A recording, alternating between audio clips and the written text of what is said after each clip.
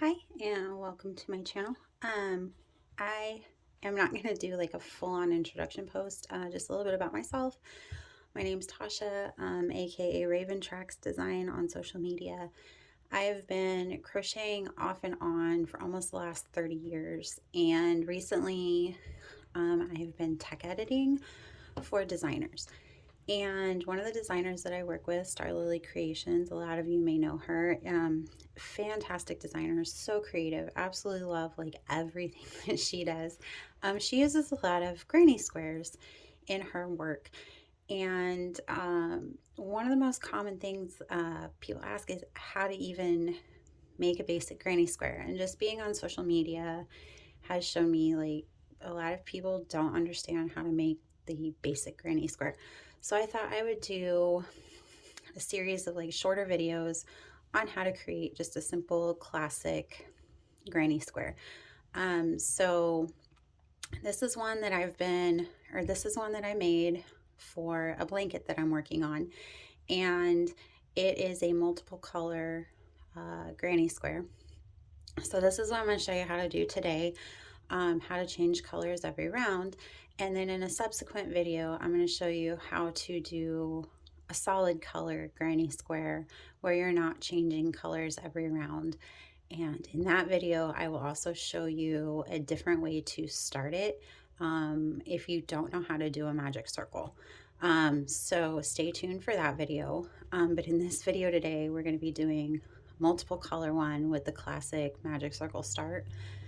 And before I get into that, I want to talk a little bit about the construction and the math, because I am very math oriented. But the construction and the math of a granny square, I'll do this one because it's easier to see.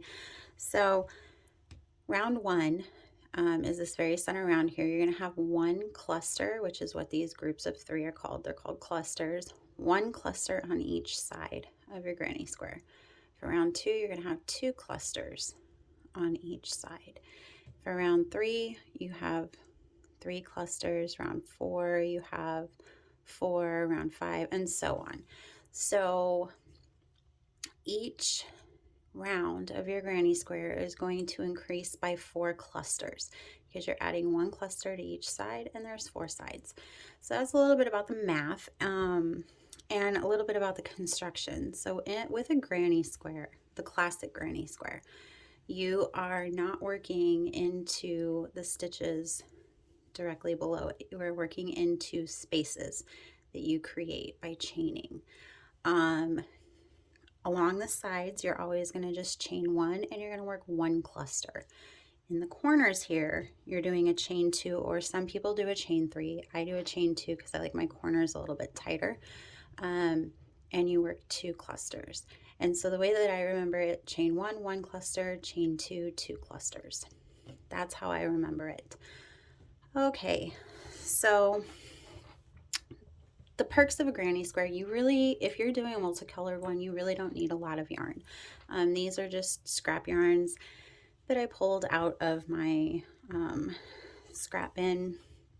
And so, you know, I've made granny squares with very, very little scrap yarn. You know, those littler strands are great for the center because you literally need like 3 feet of yarn. So I'm gonna start with a magic circle. That's my preferred method. And like I said, in a future video, I will do the chain 4 slip stitch start. To do a magic circle, you're gonna take your non-dominant hand, open it up, place the tail on your pinky, and hold it there with your thumb. And you're going to take the yarn, and you're going to go up and over your index finger, bring it across the back like this, come between your ring finger and your pinky finger, cross it over the top like this, bring it back around in between your ring finger and your pinky, and hold it under your thumb as well. So you'll have an X on the palm side, and you'll have 2 strands on the top. You're going to take your crochet hook, you're going to go under this first strand and hook that second strand, point your hook down, back across your palm like this, and then take it and twist, and that's going to lock that in. Pinch it with your other hand and slip your fingers out. You're going to be left with a loop, and you want to keep this tail and the loop strand together because you're going to work over both.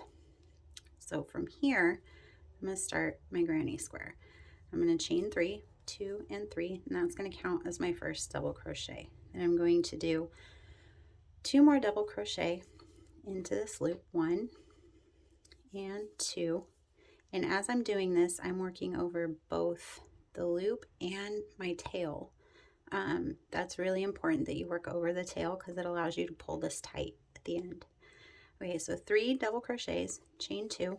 You're going to do 3 more double crochets, 1, 2, and 3. And then you're going to chain 2, and then you're going to do 3 more double crochets, 1, 2, 3, and chain 2, and then 3 more double crochets, 1, 2, and 3. And then you're going to chain 2, and you at this point you should have 4 groups of 3 with chain 2 space. So you're going to grab that tail, not your working yarn, but the tail that you started with, and you're going to pull it. And as long as you worked over it, it's going to pull through. You're going to want to pull that as tight as you can, and don't be afraid to really like tug on that yarn. It's going to cinch up the center of your circle beautifully. Then what you're going to do is find the top of your chain 3, which for me is this chain right here, right there, and you're going to slip stitch into it. And you want to make sure you get under both of the front loops, but leave that bottom bump on the back. So pull through and slip stitch. I pull my slip stitches tight so I don't mistake them for a stitch later, although that's not as important. And then to fasten off, I do a chain 1, and then I pull my yarn through and give it a nice tug, and then it's nice and secure. So after round 1, this is what I'm left with. I've got 1, 2, 3, 4 clusters and 1, 2, 3, 4 spaces. Now, if you are a beginner and granny squares just confuse the absolute heck out of you, use a stitch marker to mark your corners. So what I would do is I would put a stitch marker in each of my chain 2 spaces. This way I know where my corners are, because that's the most common error I see in granny squares is they forgot a cluster in one of their corners. So moving on to the next color, I think I'm going to use this pink here. If I can get it out of there. Oh my goodness. There we go. So I'm going to use this bright pink. So what I like to do is find the corner where I ended, which is right here, and go to the next corner to the left. And to start, you can do a slip stitch, chain 3 as your first double crochet, or you can do a standing double crochet. And to do a standing double crochet, you're going to do 2 yarn overs on your hook, hold your tail on the back of your work, insert your hook and draw, and you're going to have 3 loops on your hook, and you're just going to finish it like a normal double crochet. And then you're going to do 2 more into that chain 2 space, and then you're going to chain 1 because you're going over a side, so you're always chaining 1 on the sides. You're only chaining 2 in the corners. So then you're going to do 3 double crochet, 1, 2, and 3 in that next corner, chain 2, and do 3 more double crochet, 1, 2, and 3. And then right here, I'm going to move up my stitch marker. So one, it's out of the way, into that chain 2 space I just made. And then I'm going to chain 1, skip the next 3, do 3 double crochet, 1, 2, 3, chain 2, and do 3 more double crochet, 1, 2, and 3, and move my stitch marker. And you can wait and do this at the end of the round too. I find it easier to move it as I go. Chain 1, and then do 3 double crochet into the next chain 2 space, 2 and 3, chain 2, 1 and 2, and then 3 more double crochet in that same space, 1, 2, and 3, and move that stitch marker.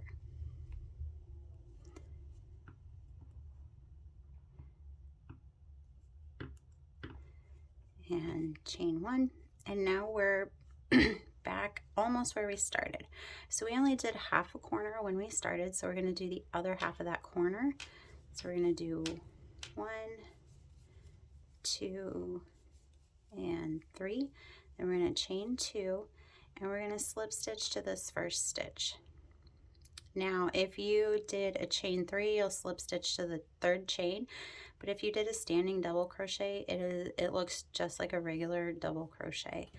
And I'm going to chain 1, cut my yarn, pull through, and pull that tight, and move this last stitch marker up.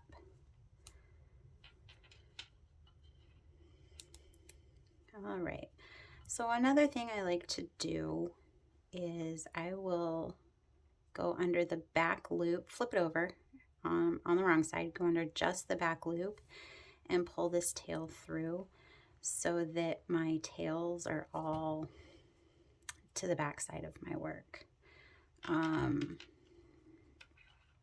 just find that helps keep them out of my way while I'm working. All right, so that is the second round. So we have 1, 2, 1, 2, 1, 2, 1, 2. We have 2 clusters on each side. So now for round 3, I'm going to use this nice yellow color, and I don't know the names of any of these yarns. Like I could kind of guess based on like how they feel. Like I'm pretty sure this one feels like a Brava yarn maybe. This pink's probably a Hobby Lobby yarn. This is Big Twist or the Walmart Mainstays yarn, just based on how they feel. But they're all 4-weight acrylic yarns, and I'm using a 5.5mm hook. But as long as you're using a hook size within the recommended range for your yarn, you're fine. Okay, so round 3. Here's the corner I fastened off in, so I'm going to go to the next corner. I'm going to do the same thing as the previous round. I'm going to start with a standing stitch.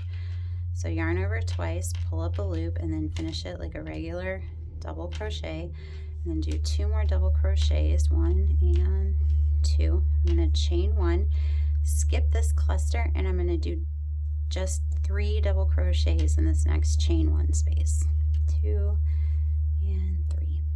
I'm going to chain 1, and then I'm going to do 2 double crochets, 3 double crochets, I'm sorry.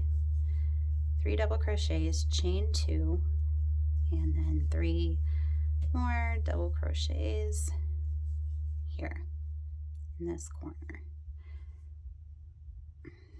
Okay, chain 1, skip the next cluster, go into that next chain 1 space and do 3 double crochets.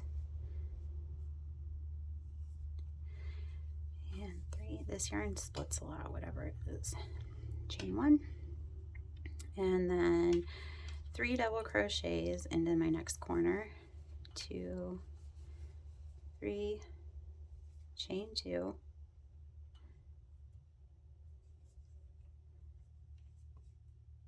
oh, my goodness, there we go.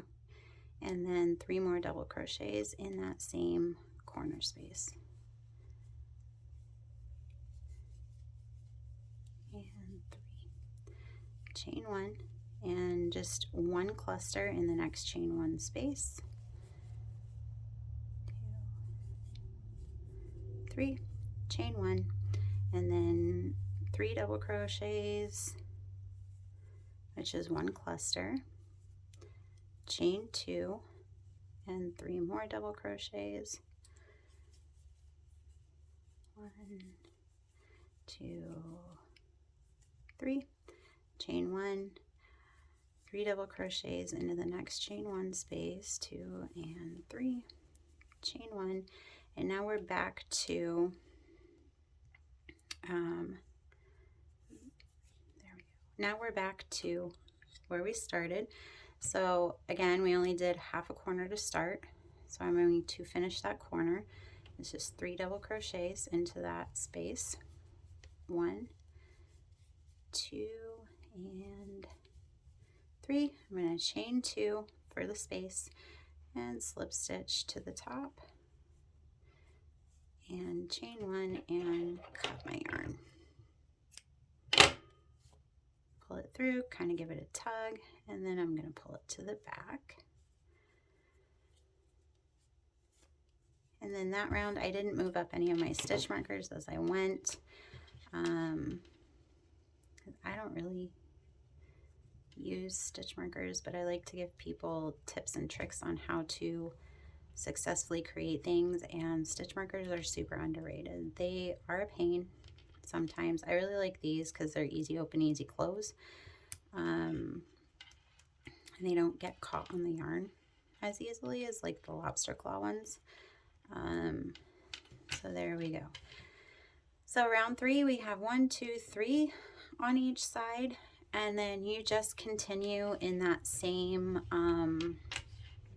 fashion for however big you want to create your granny square, making sure that in your corners, where my stitch markers are here, that you're doing 3 double crochets, a chain 2, and 3 double crochets. Then in all the rest of the chain spaces, which should be chain 1s, you're doing just a single cluster. So that is it for this video. If you have any questions, leave them in the comments below. I do have my notifications turned on, so I do get every single one. And then I will be back with another video on a solid color granny square and some tips and tricks for doing that. Thanks for watching.